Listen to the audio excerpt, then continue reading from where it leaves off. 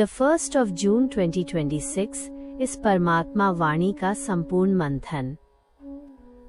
मुख्य बिंदु, उनकी समझानी और उदाहरण। 1.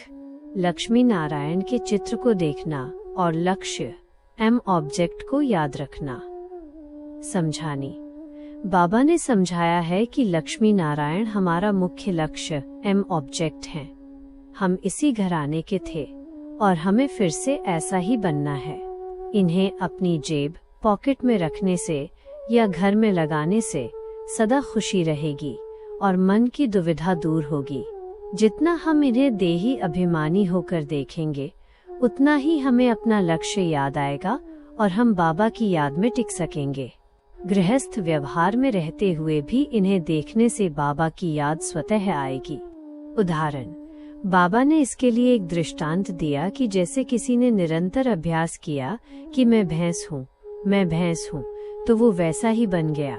इसी तरह हमें भी लक्ष्मी नारायण को देख देख कर उनके जैसा बनने की धुन लगानी है। 2. पर चिंतन, निंदा और दुविधा का त्याग कर मुख से रत्न निकालना। समझानी। बाबा कहते हैं कि बहुत से बच्चों के अंदर अभी भी दूसरों की कमियां देखने और उनकी ग्लानि या निंदा करने का कचरा भरा हुआ है। जो बच्चे दूसरों की बातों में लग जाते हैं, वे कभी ऊंचा पद नहीं पा सकते। निंदा करना और दूसरों को दुख देना बंदर बुद्धि मनुष्यों का काम है, देवताओं का नहीं। यह समय ऐसा है जब हमारे मुख से केवल ज्ञान के रत्न ही निकलने चाहिए, पत्थर नहीं। यदि कोई कमी दिखती भी है तो आपस में चर्चा करने के बजाय सीधे बाबा को रिपोर्ट करनी चाहिए। उदाहरण, बाबा ने समझाया कि दुनिया में हंस और बगुले दोनों होते हैं।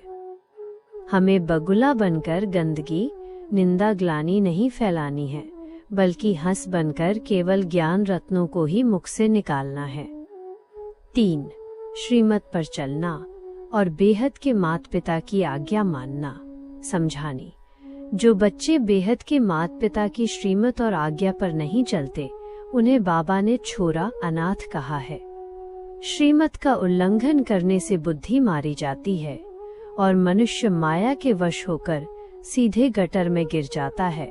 बाबा के साथ धर्मराज भी है, जिसके पास पाई पाई का हिसाब किताब रहता है।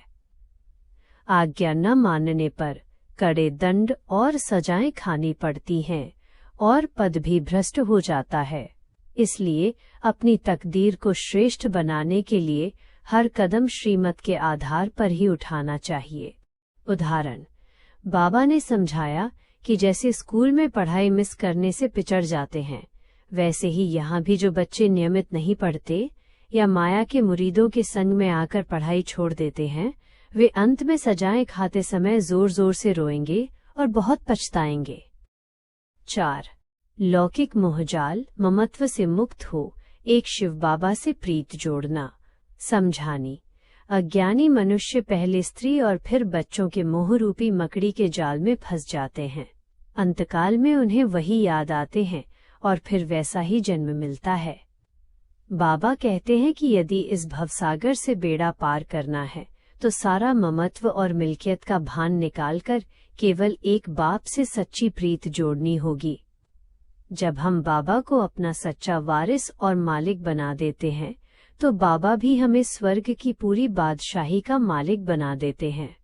उदाहरण, इसके लिए बाबा ने मोहजीत राजा की कथा का स्मरण कराया है, जिसने अपने परिवार के प्रति सब मोह जीत कर केवल सत्य से प्रीत जोड़ी थी। स्वमान। मैं आत्मा देही अभिमानी, सर्व बंधनों से मुक्त, केवल एक शिव बाबा की आज्ञाकारी एंड लाडली संतान हूँ। वरदान। महादानी भव। महादानी बनने के लिए विशेष 2 धारणाएं याद रखो। वह कौन सी? 1. मधुरता। 2. नम्रता। इन धारणाओं से स्नेह का सबूत भी दे सकेंगे। कमेंट्री। मैं एक दिव्य शांत स्वरूप ज्योति बिंदु आत्मा हूँ। देह के सब संबंधों और परचिंतन से मुक्त, सामने मेरा परम लक्ष्य लक्ष्मी नारायण स्पष्ट दिखाई दे रहे हैं। मैं पूर्णतः देही अभिमानी बनकर अपने इस पावन स्वरूप को देख रहा हूँ। मेरे मुख से केवल ज्ञान के अनमोल रत्न ही निकल रहे हैं। मैं बेहद के माता पिता शिव बाबा की श्रीमत पर चलने वाली एक आज्ञाकारी आत्मा हूँ।